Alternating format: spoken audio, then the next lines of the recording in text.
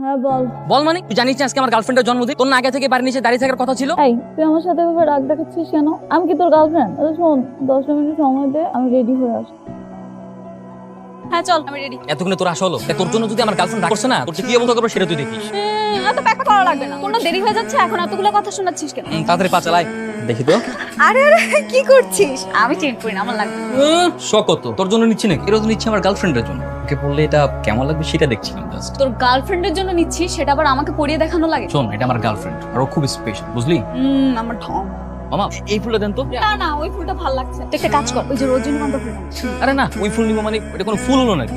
আজকে ওর জন্মদিন, আমি যাচ্ছি ওকে স্পেশাল অনেক সুন্দর সুন্দর ফুল দিতে। আর তুই এইসব কি চয়েস করছিস? ওটা লাঠির মতো ফুল। তা তুই যদি আগে থেকে সব ডিসাইড করে রেখেছিস, তা আমাকে আনলি কেন? তোকে নিয়ে এসেছি বলে কি তুই এইসব উল্টাপাল্টা চয়েস করবি নাকি? আচ্ছা ঠিক আছে, তোর পছন্দের ফুলের সাথে কিছু গোলাপ মিক্স করে দিন, কি বলিস? হ্যাঁ এটা ভালো বলেছিস। প্লিজ তাড়াতাড়ি হাত না একটু। জানিস আমি মিতুকে সকালবেলা বলেছি ওকে একটা চেন গিফট করবো, আর ফুল দিয়ে ওকে সারপ্রাইজ দিব। ও যে কত খুশি হয়েছে, শি ইজ ভেরি হ্যাপি। মানে কি? কিসের মানে? তুই যে ওকে সারপ্রাইজ করবি সেটাও আগে থেকেই জানে? তো জানবে না, ওর জন্য গিফট কিনেছি, ওকে সারপ্রাইজ দেবো, তো ও জানবে না তো কে জানবে? এর জন্যই না তোকে আমি গাধা বলি। এই খবরদার খবরদার আমাকে গাধা বলবি না, আমার এই চলে আসছে। আরে গাধা, যাকে সারপ্রাইজ দিবি সে যদি আগে থেকেই সব জানে, তাহলে সারপ্রাইজের মজাটা কই থাকলো? আসলেই তো এইভাবে তো ভেবে দেখিনি। আমি কি তাহলে ভুল করে ফেলছি? অবশ্যই। তাহলে এখন কি করব? ফোন করে মানা করি, বল আজকে তুই ওর সাথে দেখা করতে পারবি। না না না, কেন যাবো না? আজকের বার্থডে, আমাকে যেতেই হবে। আরে গাধা, তুই ওকে জাস্ট বলবি যে তুই যাবি না, কিন্তু হঠাৎ করে গিয়ে সারপ্রাইজ আর আমি এখন ফোন দিচ্ছি। হ্যালো। হ্যালো মিতু, হ্যাঁ বাবু বলো। আমি না একটা ঝামেলায় পড়ে গেছি, তোমাকে যে কিভাবে বলবো। সমস্যা? কি সমস্যা হয়েছে বলো।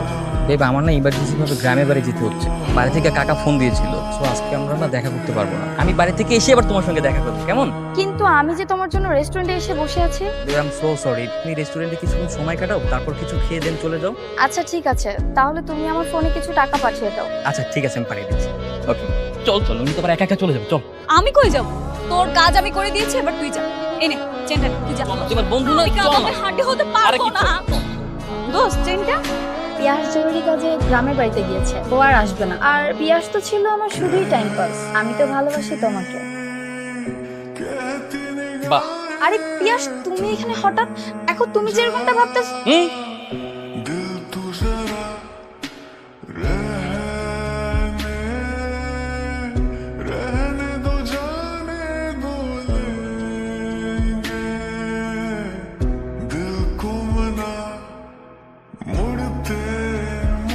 কই তুই? কেন কি হয়েছে সেটা বল। 3 দিন ধরে তুই ভার্সিটিতে আসিস না, ফোনটা অফ করে রেখেছিস, ঘটনা কি বল তো? ফোন বন্ধ থাকলে কল দিলে কিভাবে?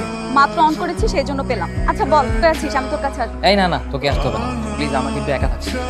আমি কিন্তু একা থাকছি। ছাকা খেয়ে ব্যাকা হওয়ার দিন এখন আর আছে রে? আমি রাখছি। আচ্ছা কি অবস্থা দোস্ত? একটা মেয়ে ছ্যাঁকা দিয়ে চলে গেছে, এর জন্য মন খারাপ করে বসে থাকলে হবে? আমি আছি না, ভার্সিটিতে খুব সুন্দর সুন্দর কিছু ফ্রেশার এসেছে, আমি তোকে ম্যানেজ করব। এই রাখতো, সাথে পরে কথা বলবো, কে যেন আসছে।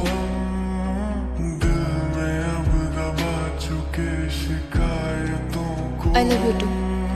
ভেবেছিলাম আমার বয়ফ্রেন্ড আমাকে ঠিক এভাবেই প্রপোজ করবে, কিন্তু না, সে আমার সামনে অন্য একটা মেয়েকে ঠিক এভাবেই প্রপোজ করেছিল। আমি তোমাকে বলেছিলাম না লামহা আজকে আসবে না। লামহা তো আমার টাইম পাস ছিল, আমি তো শুধু তোমাকেই ভালোবাসি। I love you. I love you two.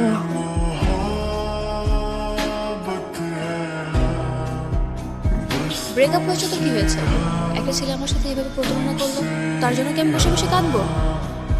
আমি ওর সমস্ত স্মৃতি আমার জীবন থেকে মুছে ফেলবো, সব কিছু পুড়িয়ে ফেলবো এবং চিৎকার করে বলবো I hate you. I hate you.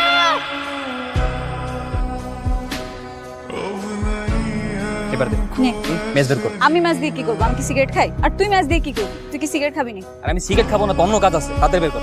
না দোস্ত, আমি এটা কোনোভাবেই মেনে নিতে পারতেছি না। তুই একটা মেয়ের জন্য এখন সিগারেট খাওয়া শুরু করবি। এত কথা বলছিস কেন? বললাম না তো সিগারেট খাবো না, অন্য কাজ আছে। কি কাজ? সবকিছু আজকে পুড়িয়ে ফেলে। গুড আইডিয়া, একদম ঠিক কাজ করতেছিস। একটু দাঁড়া, আমি ম্যানেজ করে আনছি। ভাইয়া, আপনার কাছে লাইটার হবে? লাইটার দিয়ে কি করবেন? মিতুর সমস্ত স্মৃতি আমি আজকে সব পুড়িয়ে ফেলে দিলাম। আমি আর কখনোই তোমাকে মনে করবো না Mitu. I hate you Mitu, I hate you. তোটা পড়বি না? প্রতিদিন কি এক পৃষ্ঠা করে পড়িস? আরে আমি তোর ডায়েরিতে ছবি পূরণের কাহিনী পড়ে সোজা তোর কাছে চলে আসছি। এরপর আমি কলেজ পেরিয়ে ভার্সিটিতে উঠলাম এবং ভার্সিটিতে ওঠার পর প্রথম দিনই আমি সকালের উপর ক্রাশ খেয়ে গেলাম।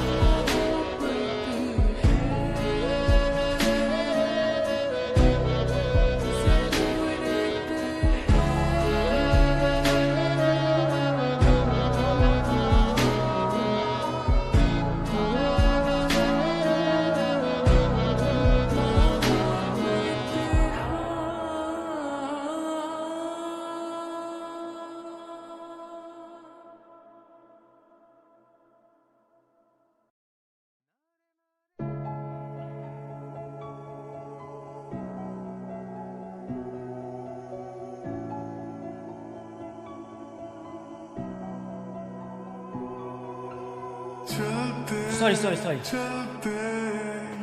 It's okay. এক্সকিউজ মি, জি বলুন। আসলে ভার্সিটির লাইব্রেরিটা কোন দিকে বলতে পারবেন? লাইব্রেরি? আমি তো নতুন, আমি জানি না, আমিও খুঁজতেছি। ও আচ্ছা, আপনিও ফ্রেশার, তাহলে তো আমরা ফ্রেন্ড হতে পারি, কি বলেন? হ্যাঁ ফ্রেন্ড। হ্যাঁ শিওর। আচ্ছা চলুন তাহলে আমরা দুজন লাইব্রেরিটা খুঁজে বের করি। আচ্ছা তোকে একটা কথা জিজ্ঞেস করি, হ্যাঁ বল। তুই কি আমাকে শুধু বন্ধুই মনে করিস? না বন্ধু না, তার থেকে বেশি কিছু। সত্যি? হ্যাঁ সত্যি। কি বল না প্লিজ, বল না। তুই আমার শত্রু আর তুই আমার বন্ধু, বুঝতে পেরেছিস? তাছাড়া তুই আমাকে যেভাবে পড়াশোনায় হেল্প করিস সেটা কয়জনে করে বল? ছাড়, হাত ছাড়, দূরে যা। মানুষের জীবন কত অদ্ভুত, তাই না? কখন কার জীবনে ভালোবাসা চলে আসে কেউই বলতে পারে না। কেন, তোর আবার কি হয়েছে? তুই কি আবার নতুন করে প্রেমে পড়লি? আরে না, লামা প্রেমে পড়ছে। কি ব্যাপার, দুটো ছিঁড়ে কেন? তুমি তো জানো আগামী 17 তারিখ আমার জন্মদিন। আমি তোমার জন্য অপেক্ষা করব। আমি জানি তুমি আসবে, তুমি এসে আমাকে তোমার ভালোবাসা দিয়ে কাছে টেনে নেবে। আমি সারা দিন তোমার জন্য অপেক্ষা করব। যদি তুমি না আসো তাহলে আর কোনোদিনও আমি তোমার সামনে যাব না।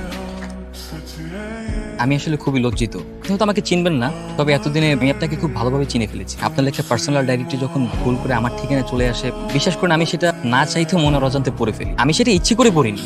আমি ভেবেছিলাম ডায়েরির ভিতরে হয়তো কোনো নাম্বার বা কোনো অ্যাড্রেস লেখা থাকে। আপনি তো জানেন না, আপনার কাহিনীর সঙ্গে আমার জীবনের অনেক মিল আছে। আপনার মতো আমিও ধোকা খেয়েছি। আপনার যেমন একটা বেস্ট ফ্রেন্ড আছে, তেমনি আমার একটা বেস্ট ফ্রেন্ড আছে, ওর নাম মারিয়া। প্রথম যখন আপনার ডায়েরিটি পড়তাম তখন মনে হতো আমি আপনাকে খুব ভালোবাসি, কিন্তু তারপর যখন আপনার বন্ধুত্ব আর বেস্ট ফ্রেন্ডের সঙ্গে কাটানোর সুন্দর মুহূর্ত সম্পর্কে জানতে পারি, তখন মনে হলো আমি আপনাকে না, আমার বেস্ট ফ্রেন্ড মারিয়াকে ভালোবাসি। এই নিন আপনার ডায়েরি। আমি যাচ্ছি আমার মারিয়ার কাছে।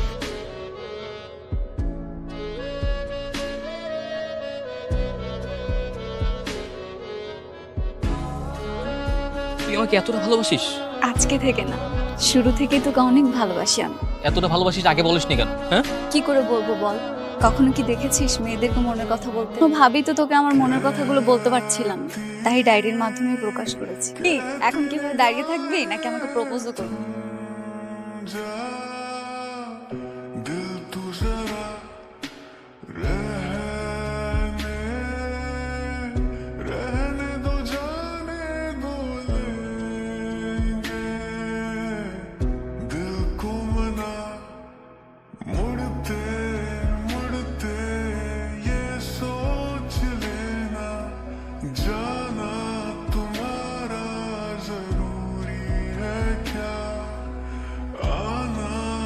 चाहे